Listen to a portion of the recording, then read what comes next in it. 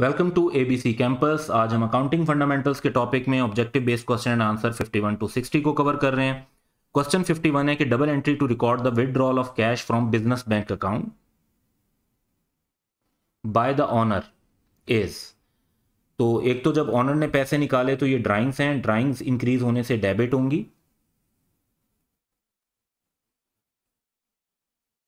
तो debit side पर option A और बी ठीक हो सकते हैं। और बैंक अकाउंट से पैसे निकाले हैं तो बैंक से पेमेंट होने की वजह से बैंक बैलेंस का एसेट डिक्रीज हो जाएगा और क्रेडिट होगा। तो जहां पर कंप्लीट एंट्री हमारे पास ठीक है, that is option A. Question 52 है कि business sales ₹100,000 worth of goods to a customer, the customer pays 50,000 in cash immediately and will pay the remaining ₹50,000 in 30 days time. What is the double entry to record the purchase in the customer's accounting record? अब customer के record में देखना है, customer के हिसाब से ये cell नहीं है, कस्टमर के हिसाब से ये जो है वो परचेजेस हैं। तो कस्टमर का रिकॉर्ड देखेंगे, पहली बात तो ये कि कस्टमर ने परचेजेस की हैं। परचेजेस कस्टमर के लिए जो हुई हैं वो हुई हैं 100,000 की। परचेजेस 100,000 से एक्सपेंस इंक्रीज होने की वजह से डेबिट हो जाएंगी। 50,000 कस्टमर ने कैश पे कर दिया है तो कैश उसके बिजनेस में से डिक्रीज हो जाएगा और कैश का एसेट डिक्रीज होने की वजह से 50,000 से क्रेडिट हो जाएगा। फिर क्योंकि 50,000 उसने 30 दिन के बाद पे करने हैं तो ये उसका पेएबल बन जाएंगे। तो पेएबल राइज होने की वजह से एक लायबिलिटी इंक्रीज हो रही है और 50,000 से लायबिलिटी क्रेडिट हो जाएगी। तो अब हम देखते हैं कौन सी ऐसी ट्रांजैक्शन है जिसके अंदर परचेजेस 100,000 पे रिकॉर्ड हुई हैं और डेबिट हो रही हैं। That is this one. उसके बाद पेएबल क्रेडिट हो रहे हैं 50,000 से, इसमें ये भी करेक्ट हो गया, और 50,000 से कैश क्रेडिट हो रहा है तो ये भी करेक्ट हो गया। तो ऑप्शन सी हमारा आंसर होगा। क्वेश्चन 53 है कि Maryam has the following transactions. पहली ट्रांजैक्शन ये है कि receipt of cash from Noman in respect of invoice for goods sold 3 weeks ago. तो क्वेश्चन में पूछी हुई है एंट्रीज, तो हम एंट्रीज ज़रा डिस्कस कर लेते हैं। पहली ट्रांजैक्शन में तो नोमान से पहले 3 हफ्ते पहले गुड्स बेची थी और अब पैसे मिले हैं, यानी वो एक तो हमें कैश रिसीव हुआ है, इंक्रीज इन एसेट की वजह से डेबिट हो जाएगा। और सेल्स इस टाइम पे रिकॉर्ड नहीं करेंगे, सेल्स तो 3 हफ्ते पहले रिकॉर्ड की होगी और तब उधार पर चीज़ें बेची थी तो रिसीवेबल क्रिएट हुआ होगा, वो अब उसके पैसे दे रहा है, जो रिसीवेबल डिक्रीज होगा वो क्रेडिट हो जाएगा। ट्रांजैक्शन नंबर 2 क्या है कि receipt of cash from Amjad for cash sales. Cash sales की एंट्री होगी कि कैश रिसीव होने की वजह से डेबिट हो जाएगा और सेल्स की इनकम इंक्रीज होने की वजह से क्रेडिट हो जाएगी। तो यहां पर है पहले कैश और सेल्स, ये सिर्फ सेकंड ट्रांजैक्शन को रिफ्लेक्ट कर रही है। ऑप्शन बी जो है उसमें कैश डेबिट हो रहा है, सेल्स और ट्रेड रिसीवेबल क्रेडिट हो रहे हैं, ये प्रॉपर दोनों ट्रांजैक्शंस को रिफ्लेक्ट कर रहा है, ये हमारा आंसर हो जाएगा। थर्ड वाला तो गलत है, सेल्स डेबिट नहीं होनी क्रेडिट होनी है और ट्रेड रिसीवेबल भी डेबिट नहीं होने क्रेडिट होने हैं। तो फर्स्ट ट्रांजैक्शन जो है वो सिर्फ 2 को रिप्रेजेंट कर रही है, सेकंड ट्रांजैक्शन दोनों की कंबाइन इंपैक्ट को कंसीडर कर रही है, इसलिए उसको हम आंसर कंसीडर करेंगे। क्वेश्चन 54 है कि a business has purchase machinery on credit, which of the accounts mentioned below are affected by the transaction.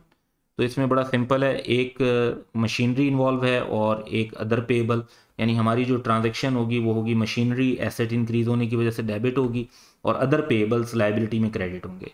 इसमें यह ध्यान में रखना है कि ट्रेड पेएबल्स को हमने लेना, क्योंकि ट्रेड पेएबल्स वो क्रेडिटर होते हैं जो इन्वेंट्री यानी गुड्स की परचेज से रिलेट करते हैं। मशीनरी की खरीदने में अदर पेएबल इन्वॉल्व होना चाहिए, ट्रेड पेएबल नहीं। तो इसलिए ट्रेड पेएबल आंसर नहीं है, हमारा आंसर होगा मशीनरी जस्ट। अगर इसमें अदर पेएबल भी होता तो उसको भी सिलेक्ट करते। क्वेश्चन 55 है कि payment of insurance through bank involves entries in which of the 2 account. तो इंश्योरेंस और बैंक का अकाउंट यही रेलिवेंट बनता है, लेकिन क्वेश्चन में डेबिट क्रेडिट भी पूछा हुआ है तो उसको भी डिस्कस कर लेते हैं। इंश्योरेंस एक्सपेंस इंक्रीज होने की वजह से डेबिट होगा और बैंक का बैलेंस पे होने से डिक्रीज होगा और क्रेडिट हो जाएगा। तो अकॉर्डिंगली ऑप्शन बी करेक्ट होगा। क्वेश्चन 56 है कि X limited purchases a vehicle for ₹1.5 million for business use, paying by cheque, what is the double entry. तो एक तो हमें व्हीकल का एसेट हमारे पास इंक्रीज होने से डेबिट हो जाएगा, और बैंक का बैलेंस जो है, चेक से पेमेंट कर रहे हैं इसलिए बैंक का बैलेंस जो है वो कम होने की वजह से क्रेडिट हो जाएगा। तो ये एंट्री ऑप्शन बी में रिफ्लेक्ट हो रही है कि व्हीकल अकाउंट डेबिट और बैंक का अकाउंट क्रेडिट होना चाहिए। क्वेश्चन 57 है कि double entry for return of goods purchase from Khan limited on account. On account का मतलब है ऑन क्रेडिट। तो गुड्स जो है वापस की हैं तो क्या एंट्री होगी। एक तो जब गुड्स वापस करेंगे तो खान लिमिटेड की तरफ जो हमारी लाइबिलिटी होगी ऑन क्रेडिट, वो लाइबिलिटी कम हो जाएगी चीज़ें वापस करने से। उन्हें हमने चीज़ें वापस कर दी, हमारी लाइबिलिटी कम हो गई, लाइबिलिटी कम होने से डेबिट होगी। दूसरा ये कि परचेजेस करना एक्सपेंस होता है, परचेज रिटर्न करना एक्सपेंस को डिक्रीज करता है। तो जब परचेजेस का एक्सपेंस डिक्रीज होगा तो वो क्रेडिट हो जाएगा। तो हमारी एंट्री होगी पेएबल डेबिट और purchase return credit, which is option C. Question 58 है कि the double entry for payment of a telephone bill is.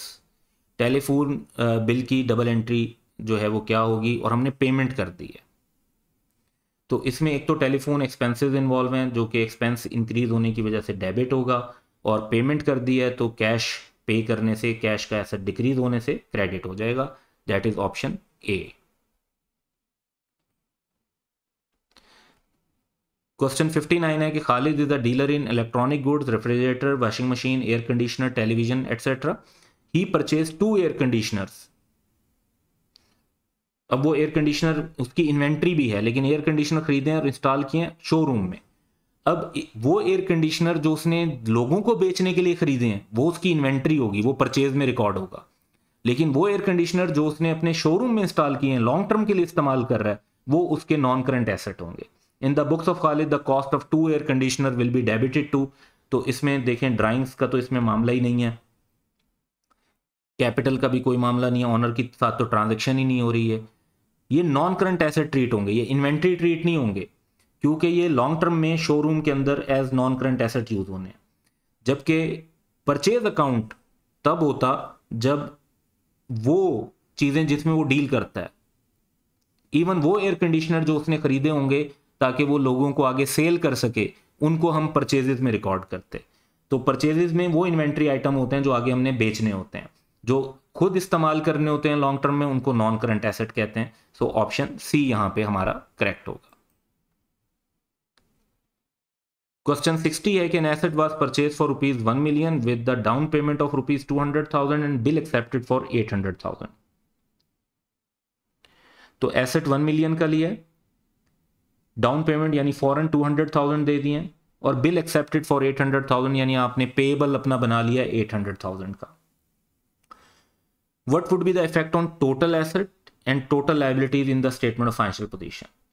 पहली बात तो ये कि जब आपने एसेट एक्वायर किया तो एसेट 1 मिलियन से इंक्रीज हो जाएगा, लेकिन कैश वाला एसेट पे करने की वजह से 200,000 से डिक्रीज होने से क्रेडिट हो जाएगा।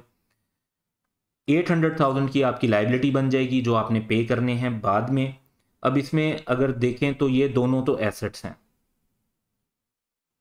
इनका नेट इफेक्ट अगर हम कैलकुलेट करते हैं तो नेट इंक्रीज इन एसेट भी 800,000 हो रहा है और लाइबिलिटीज में भी इजाफा 800,000 का हो रहा है।